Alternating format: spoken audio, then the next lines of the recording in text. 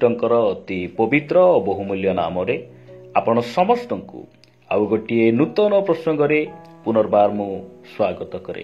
प्रतिदिन भली आज मध्य आउ एक प्रसंग को नहीं आपण मान निकट रे आसीबा पाई स्वर्गर परमेश्वर मते अनुग्रह कले सेति पाई प्रभु को मु हृदय सहित धन्यवाद दिए।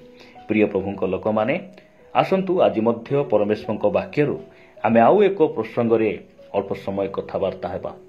आज आमे जो प्रसंग रे कथबार्ता हेबा सेही प्रसंगर शीर्षक हैला परमेश्वर केउ मानंकु दया करंती। आज प्रसंग हैला परमेश्वर केउ मानंकु दया करंती। एही प्रसंग रे अल्प समय आमे प्रभु को वाक्यरू कथबार्ता हेबा। आपण माने मो सहित यात्रा पुस्तक 33 अध्याय को आसीबे। यात्रा पुस्तक 33 अध्याय 19 पद। एही स्थान रे परमेश्वर मशांकु से कहउचंती लेखा जाए से उत्तर कले आम्भे तुम्भ सम्मुख दे आपणार समस्त उत्तमता गमन कराइबा तुम्भ सम्मुख रे सदा प्रभुंकर नाम घोषणा करिबा आम्भे जाहाकु अनुग्रह करू ताहाकु अनुग्रह करिबा और जाहाकु दया करू ताहाकु दया करिबा। परमेश्वर मशांकु एहा कहउनांती आम्भे जाहाकु हेले मध्य दया करिबा एहा से कहउनांती। से कहउचंती आम्भे जाहाकु दया करू ताहाकु दया करिबा। आमे अनेक समय रे कहू जो प्रकार लोक हेले मध्य से जेमिति भाई हेले मध्य से पापरे थांतु मंदतारे थांतु अभिलाषरे थांतु से जोठी भी थांतु अनेक समय आमे कहू जे तुमे रक्षा पाइबो परमेश्वर तुमको दया करिवे। एहा आमे कहि थाउ हाँ आम्भ मान को परमेश्वर दयालु अटंती से क्रोधरे धीर अटंती से सहिष्णु अटंती किंतु एही परमेश्वरंकर दया अनुग्रह सबुदिन पाई नुहे। आमे गोटे अनुग्रहर समय बसवास करूछु आ एही अनुग्रहर जुग दिने सरीबा पाई जाउछि। अनेक समय रे हमर परमेश्वर को हमर अनेक भाई भौणी माने दयामय बोली से माने चिन्हंती किंतु आम्भर परमेश्वर जे क्रोधकारी मध्य अटंती यह अनेक समय आमे जानि नथाउ। परमेश्वर आमानकु दया करंतु। एई स्थान रे मशांकु परमेश्वर कहउचंती जे आम्भे जाहाकु दया करू ताहाकु दया करिबा। काहेकि परमेश्वर मनुष्यकु उद्धार करिबा पूर्वरु से भलो मंदर विषय प्रत्येक विषय से मनुष्यकु कहिचंती। एई स्थान से कहउचंती जे आम्भे तुम्भ सम्मुख रे आपणार समस्त उत्तमता को गमन कराइबा। प्रत्येक भल विषय परमेश्वर किछि गुप्त करी रखी नाहंती। मनुष्य सम्मुख रे सबु से प्रकाश करिसंती। सेही उत्तमता प्रति जेबे मनुष्य पसंद करिबो नाही से उत्तमता प्रति जेतेबेले मनुष्य मनोयोग करिबो नाही सेतेबेले पर्यंत परमेश्वर मनुष्य को केबे दया करिबे नाही। एहा से कहिबा पाई चाहंती आपण जदि नहंकर समय को लक्ष्य करिवे नहंक समय रे परमेश्वर नहंक सहित कथबार्ता कले आउ नहंक सहित से नियम कले। से कहिले नह तुमे गोटे जहाज तैयारी कर आउ तुमे लोकमान को कह जे तुमे जहाज रे समस्ते आस कारण वृष्टि हेबा पाई जाउछि परमेश्वर ए पृथ्वी को विनाश करिबा पाई जाउछंती एही कथा तुमे लोकमान को कह। सही समय रे नह समस्त को से कौन कले प्रचार कले किंतु केही मध्य तांकर कथा को सुनिले नाही। सही जल प्लावन सही विनाशर कथा कहा को हेले से लुचेले नाही। नहंक देई से समस्त को से कहिले समस्त को से मंगलर कथा कहिले मात्र केही मध्य सेटा को सुनिले नाही। आ सेही दिन केते जन दया पाइले केवल नहंक परिवार 8 जन सेही दिन जल मध्य देई से माने रक्षा पाइले दया पाइले काहेकि परमेश्वरंकर से उत्तमता को से माने ग्रहण कले परमेश्वरंकर से उद्धार परमेश्वरंकर वाक्य प्रति से माने विश्वास कले आ परमेश्वरंकर आज्ञाबह हेले। अनेक समय रे आमे कहू जे परमेश्वर जाहाकु हेले मध्य रक्षा करि देबे दया करि देबे। ताई मोर प्रिय भाई भौणी माने जेतेबेले आमे परमेश्वरंकर रोग को सुनिबा जेतेबेले परमेश्वरंकर से उत्तमता को देखिबा परमेश्वर भलो मंदर विषय आम निकटरे से किछि लुचेई नाहंती। प्रत्येक विषय से कहिचंती सेटा को आमे ବାଛିବା ପାଇଁ ପଡ଼ିବ, ସେଇଟାକୁ ଅନୁସନ୍ଧାନ କରିବା ପାଇଁ ପଡ଼ିବ। ଆଉ ପରମେଶ୍ୱରଙ୍କର ଆଜ୍ଞାବହ ଆମେ ଯେତେବେଳେ ହେବା ସେହି ସମୟରେ ପରମେଶ୍ୱର କ'ଣ କରନ୍ତି, ଆମକୁ ଦୟା କରନ୍ତି। ସେଥିପାଇଁ ସେ କହିଲେ ଯେ ଆମ୍ଭେ ଯାହାକୁ ଦୟା କରୁ ତାହାକୁ ଦୟା କରିବା। କାରଣ ପରମେଶ୍ୱର ସେ ଦୟାକାରୀ, ସେ କ୍ରୋଧକାରୀ, ସେ ବିଚାରକାରୀ ଆଉ ସେ ବିନାଶକାରୀ ମଧ୍ୟ ଅଟନ୍ତି। ସେଥିପାଇଁ ସେ ଯେଉଁ ଯେଉଁ ବିଷୟ ଆମମାନଙ୍କୁ କହିଛନ୍ତି ସେହି ବିଷୟ ପ୍ରତି ଆମେ ମନୋଯୋଗ କରିବା ଆବଶ୍ୟକ ରହିଛି। ଆମେ ପରବର୍ତ୍ତୀ ବାକ୍ୟ ଦେଖିବା। ହିତ ଉପଦେଶ 28 ଅଧ୍ୟାୟ 13 ପଦରେ ଏ ପ୍ରକାର ଲେଖାଯାଏ ଯେ ଆପଣା ଅଧର୍ମ ଆଚ୍ଛାଦନ କରେ ସେ ମଙ୍ଗଳ ପାଏ ନାହିଁ, ମାତ୍ର ଯେଉଁ ଲୋକ ଆପଣା ପାପ ସ୍ୱୀକାର କରି ଛାଡ଼େ ସେ ଦୟା ପାଇବ। ଏହି ସ୍ଥାନରେ ଅତି ସୁନ୍ଦର ଭାବରେ ଲେଖାଯାଏ ଯେ ଆପଣା ଅଧର୍ମ ଆଚ୍ଛାଦନ କରେ ସେ ମଙ୍ଗଳ ପାଏ ନାହିଁ, ମାତ୍ର ଯେଉଁ ଲୋକ ତାହା ସ୍ୱୀକାର କରି ଛାଡ଼େ ସେ ଦୟା ପାଇବ। ଅନେକ ଭାଇ ଭଉଣୀମାନେ ପାପ କରନ୍ତି, ସ୍ୱୀକାର କରନ୍ତି, ଆଉ ଥରେ ପାପ କରନ୍ତି, ସ୍ୱୀକାର କରନ୍ତି। ବାଇବଲ ଏହା ଆମମାନଙ୍କୁ ଶିଖାଏ ନାହିଁ। ପରମେଶ୍ୱର ଏହା ଚାହାନ୍ତି ନାହିଁ। ଯଦି ଆମ ଦେଇ କୌଣସି ଭୁଲ ହେଇଗଲା, କୌଣସି ପାପ ହେଇଗଲା, ତାହେଲେ ପରମେଶ୍ୱରଙ୍କ ନିକଟରେ ଆମେ ସ୍ୱୀକାର କରିବାର ଅଛି ଏବଂ ଦ୍ୱିତୀୟରେ ସେହି ପାପକୁ ପୁନର୍ବାର କରିବା କଥା ନୁହେଁ। ସେହି ପାପକୁ ଆମେ ଛାଡ଼ିଦେବାର ଆବଶ୍ୟକ ରହିଛି। ତାହାହେଲେ ଆମେ ଦୟା ପାଇବା, ତାହେଲେ ପରମେଶ୍ୱରଙ୍କର ସେହି ଆଶୀର୍ବାଦ ପାଇବା, ତାହାଙ୍କର ସୁରକ୍ଷା ଆମେ ପାଇବା। ପ୍ରଭୁଙ୍କ ନାମର ଗୌରବ ହେଉ।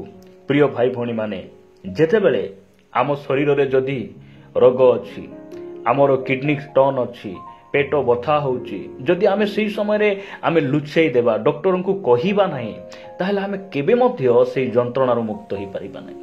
ଠିକ୍ ସେମିତି ଯେତେବେଳେ ଆମେ ଯଦି ଆପଣା ପାପକୁ ଲୁଚାଉ, ଆମେ କେବେ ଦୟା ପାଇପାରିବା ନାହିଁ, କେବେ ଆମେ ରକ୍ଷା ପାଇପାରିବା ନାହିଁ। ଯଦି ଆପଣ ସେହିଦିନ ପ୍ରଭୁ ଯୀଶୁଖ୍ରୀଷ୍ଟଙ୍କୁ ଯେତେବେଳେ କ୍ରୁଶରେ ଚଢ଼ାଗଲା ଆଉ ତାଙ୍କର ବାମରେ ଆଉ ଡାହାଣରେ ଦୁଇଟି ଚୋରଙ୍କୁ ମଧ୍ୟ ଚଢ଼ାଗଲା, ସେହି ଦୁଇ ଜଣ ଚୋରମାନଙ୍କ ମଧ୍ୟରୁ ଗୋଟିଏ ଚୋର ନିଜର ଭୁଲକୁ ମାନିଲା। ସେ କହିଲା, ମୁଁ ସିନା, ଆମ୍ଭେ ଦୁଇ ଜଣ ସିନା ଉପଯୁକ୍ତ ଭାବରେ ଆମେ ଦଣ୍ଡ ପାଉଛୁ, ମାତ୍ର ଏହି ଯେଉଁ ବ୍ୟକ୍ତି, ଯେଉଁ ଯୀଶୁଖ୍ରୀଷ୍ଟ, ଆମ ପରି କୌଣସି ଭୁଲ ସେ କରିନାହାନ୍ତି। ଆମେ ଦଣ୍ଡ ପାଇବାର ଯୋଗ୍ୟ ଅଟୁ, କାରଣ ଆମେ ଚୋରି କରିଛୁ, ନରହତ୍ୟା କରିଛୁ, ଆମେ ଡକାୟତ ଲୋକ ଅଟୁ, ଆମେ ପାପୀ ଅଟୁ, ଆମେ ଦଣ୍ଡ ପାଇବା ପାଇଁ ଯୋଗ୍ୟ ଅଟୁ। ମାତ୍ର ଆମ ପାଖରେ ଯେଉଁ ବ୍ୟକ୍ତି ଅଛନ୍ତି ସେ ନିର୍ଦ୍ଦୋଷ, ସେ କୌଣସି ପାପ କରିନାହାନ୍ତି। ନିଜର ଭୁଲକୁ ସେ ଯେତେବେଳେ ମାନୁଛନ୍ତି, ନିଜକୁ ବେଜାତ ମନେ କରୁଛନ୍ତି, ମୁଁ ଅଯୋଗ୍ୟ ବୋଲି ଭାବୁଛନ୍ତି, ଆଉ ଯୀଶୁଙ୍କୁ କହୁଛନ୍ତି, ଯୀଶୁ ତୁମେ ଯେବେ ଆପଣ ରାଜ୍ୟକୁ ଯିବ ସେହି ସମୟରେ ମୋତେ ସ୍ମରଣ କରିବ। ଯୀଶୁ ସେହିଦିନ ତାହାଙ୍କୁ କହିଲେ, ମୁଁ ତୁମକୁ ସତ୍ୟ କହୁଅଛି, ଆଜି ମୋ ସହିତ ତୁମେ ପାରାଦୀସରେ ଉପସ୍ଥିତ ହେବ। ସେହିଦିନ ସେହି ଦୁଇ ଜଣ ଚୋରମାନଙ୍କ ମଧ୍ୟରୁ ଜଣେ ରକ୍ଷା ପାଇଲା, ଜଣେ ଉଦ୍ଧାର ପାଇଲା, ମାତ୍ର ଆଉ ଗୋଟେ ଚୋର ଆଜି କୋଉଠି ଥିବ? ନିଶ୍ଚିତ ଭାବରେ ଆମେ କହିବା ଯେ ଗୋଟିଏ ଚୋର ଯିଏକି ନିଜର ଭୁଲକୁ ମାନିଲା ନାହିଁ, ଯୀଶୁଙ୍କୁ ମଧ୍ୟ ଦୋଷାରୋପ କଲା ଯେ ତୁ ଯଦି ଖ୍ରୀଷ୍ଟ, ତୁ ନିଜକୁ ଉଦ୍ଧାର କର ଆଉ ଆମକୁ ମଧ୍ୟ ଉଦ୍ଧାର କର। ସେ ଡେଫିନେଟଲି ଆଜି ସେ ନର୍କରେ ଯନ୍ତ୍ରଣା ଭୋଗୁଥିବ। ମାତ୍ର ଆଉ ଗୋଟେ ଚୋର, ସେ ପାପୀ ହେଲେ ସୁଦ୍ଧା ନିଜର ଭୁଲକୁ ମାନିଲା, ସ୍ୱୀକାର କଲା, ଆଉ ଯୀଶୁଖ୍ରୀଷ୍ଟ ତାଙ୍କୁ ସେଇଦିନ ଉଦ୍ଧାର କଲେ।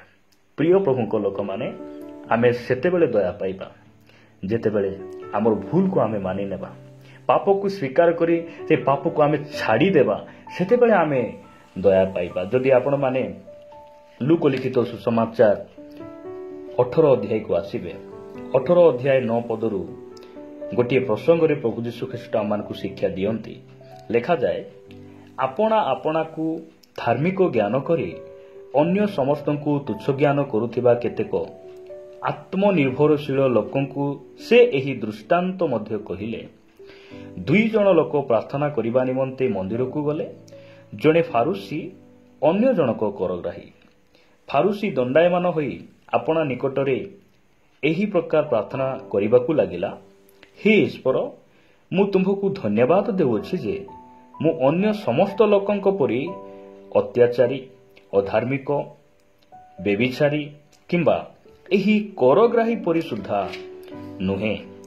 ମୁଁ ସପ୍ତାହରେ 2 ଥର ଉପବାସ କରିଥାଏ ଓ ମୋହର ସମସ୍ତ ଆୟର ଦଶମାଂଶ ଦାନ କରିଥାଏ, କିନ୍ତୁ କରଗ୍ରାହୀ ଦୂରରେ ଠିଆ ହୋଇ ସ୍ୱର୍ଗ ଆଡ଼େ ଉର୍ଦ୍ଧ୍ୱଦୃଷ୍ଟି କରିବାକୁ ସୁଦ୍ଧା ସାହସ କଲା ନାହିଁ, କିନ୍ତୁ ଆପଣା ଛାତିରେ ମାରି ହୋଇ କହିବାକୁ ଲାଗିଲା, ହେ ଈଶ୍ୱର, ମୁଁ ପାପୀ, ମୋତେ ଦୟାକର।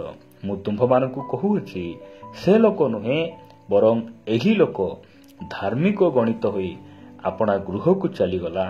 କାରଣ ଯେ କେହି ଆପଣାକୁ ଉନ୍ନତ ବୋଲି ଦେଖାଏ ତାହାକୁ ନତ କରାଯିବ, କିନ୍ତୁ ଯେ ଆପଣାକୁ ନତ କରେ ତାହାକୁ ଉନ୍ନତ କରାଯିବ।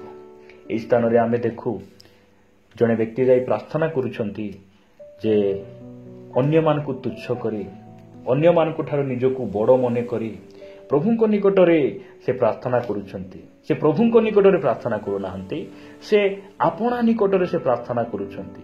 କାରଣ ଏହି ପ୍ରକାର ପ୍ରାର୍ଥନା ପରମେଶ୍ୱର ଶୁଣନ୍ତି ନାହିଁ। ଏହି ଗର୍ବୀ ଲୋକମାନଙ୍କ ପ୍ରାର୍ଥନା ପ୍ରଭୁ ଶୁଣନ୍ତି ନାହିଁ। କିନ୍ତୁ କରଗ୍ରାହୀ ସେ ଦୂରରେ ଠିଆ ହୋଇ ସେ ସ୍ୱର୍ଗ ଆଡ଼େ ସୁଦ୍ଧା ଅନେଇବାକୁ ସେ ସାହସ କଲା ନାହିଁ। ନିଜର ଭୁଲକୁ ସେ ମାନୁଛି, ନିଜକୁ ଅଯୋଗ୍ୟ ମନେ କରୁଛନ୍ତି ଆଉ କହୁଛନ୍ତି, ମୁଁ ପାପୀ, ମୋତେ ଦୟା କର, ମୋତେ ଦୟା କର। ପ୍ରଭୁ କହିଲେ, ଯୀଶୁଖ୍ରୀଷ୍ଟ କହିଲେ ଯେ ସେ ଲୋକ ନୁହେଁ, ସେ ଫାରୁସୀ ନୁହେଁ, ବରଂ ଏହି ପାପୀ ଲୋକ, ଏହି କରଗ୍ରାହୀ ଲୋକ ସେଇଦିନ ଧାର୍ମିକ ହୋଇ ଘରକୁ ଗଲା। ଅର୍ଥାତ୍ ସେଇଦିନ ପ୍ରଭୁଙ୍କ ଠାରୁ ସେ ଦୟା ପାଇଲା, ସେ ରକ୍ଷା ପାଇଲା ଆଉ ଆପଣା ଘରକୁ ଚାଲିଗଲା। ପ୍ରିୟ ବନ୍ଧୁ, ମୁଁ ଆପଣମାନଙ୍କୁ କହିବା ପାଇଁ ଚାହେଁ, ଆଜି ଆମେ ଏହି 2 ଜଣଙ୍କ ମଧ୍ୟରୁ କାହା ପରି, ଯଦି ଆମେ ସେହି କରଗ୍ରାହୀ ପରି ନିଜକୁ ଆମେ ନମ୍ର କରୁ, ନିଜକୁ ଛୋଟ କରୁ, ପରମେଶ୍ୱର ଆମକୁ ଉଠାଇବେ, ଆମକୁ ଉନ୍ନତ କରିବେ, ଆମର ସମସ୍ତ ପାପରୁ ଆମକୁ ପରିଷ୍କାର କରିବେ। ଯଦି ବି ଆଜି ଆମ ଉପରେ ଦଣ୍ଡ ରାଜତ୍ୱ କରୁଛି, କୌଣସି ଅଭିଶାପ ରାଜତ୍ୱ କରୁଛି, ସେହି ଅଭିଶାପରୁ, ଦଣ୍ଡରୁ ଆମକୁ ଆମର ପରମେଶ୍ୱର ଆମକୁ ଉଦ୍ଧାର କରିବେ। ତାହାଙ୍କର ଦୟା ଆମ ପ୍ରତି ଆସିବ ଆଉ ସମସ୍ତ ପ୍ରକାର ସେହି ଅଭିଶାପର ସମସ୍ତ ବନ୍ଧନକୁ ଖଣ୍ଡନ କରିବ। ପ୍ରଭୁଙ୍କ ନାମର ସ୍ତୁତି ହେଉ। ସେଥିପାଇଁ ଆମେ କ'ଣ କରିବା? ପରମେଶ୍ୱରଙ୍କର ଆଜ୍ଞାବହ ହେବା। ପରମେଶ୍ୱର ଆମ ସମ୍ମୁଖରେ ଯେଉଁ ଉତ୍ତମତା ବିଷୟଗୁଡ଼ିକୁ ସେ ଜଣେଇଛନ୍ତି, ସେହି ଉତ୍ତମତାକୁ ଆମେ କ'ଣ କରିବା? ଲକ୍ଷ୍ୟ କରିବା ଏବଂ ଆମେ ତାହାଙ୍କର ଆଗମନ ପାଇଁ ନିଜକୁ ପ୍ରସ୍ତୁତ କରିବା। ପ୍ରଭୁ ଏହି ବାକ୍ୟ ଦେଇ ଆମ ସମସ୍ତଙ୍କୁ ଆଶୀର୍ବାଦ କରନ୍ତୁ। ଆସନ୍ତୁ ପଦେ ପ୍ରାର୍ଥନା କରିବା। ଦୟାମୟ ସ୍ୱର୍ଗସ୍ଥ ପିତା, ଆମେ ତୁମକୁ ଧନ୍ୟବାଦ ଦେଉଛୁ। ବାପା, ତୁମେ ଆମକୁ ଦୟାକରି ତୁମର ସେହି ସମସ୍ତ ଉତ୍ତମତା ଆମ ନିକଟରେ ପ୍ରକାଶ କଲ। ଆଉ ତୁମର ସେହି ଉତ୍ତମତା, ତୁମର ସତ୍ୟତା ପ୍ରତି ଆମ ବୁଦ୍ଧି ବଳରେ ଆମେ ପ୍ରଭୁ ତୁମର ଏହି ସତ୍ୟତାକୁ ଧରି ରଖିଛୁ ତାହା ନୁହେଁ, ତୁମ ଅନୁଗ୍ରହରେ ଆମମାନଙ୍କୁ ପ୍ରତିଦିନ ତୁମର ସତ୍ୟତା ପ୍ରତି ପ୍ରଭୁ ମନୋଯୋଗ କରିବା ପାଇଁ, ତୁମର ସେ ସତ୍ୟ ପଥରେ ଚାଲିବା ପାଇଁ ତୁମେ ସାହାଯ୍ୟ କରୁଛ, ଅନୁଗ୍ରହ କରୁଛ। ସେଥିପାଇଁ ଆମେ ତୁମକୁ ଧନ୍ୟବାଦ ଦେଉଛୁ। ବାପା, ତୁମେ କେଉଁମାନଙ୍କୁ ଦୟା କରିଥାଅ ତାହା ତୁମେ ଆଜି ଆମମାନଙ୍କୁ ଜଣେଇଛ। ଆମେ ତୁମ ନାମର ଗୌରବ କରୁଛୁ। ମହିମା ଗୌରବ ତୁମକୁ ଦେଇ ପ୍ରାର୍ଥନା ଯୀଶୁଙ୍କ ନାମରେ ମାଗୁଛୁ। ଆମେନ୍।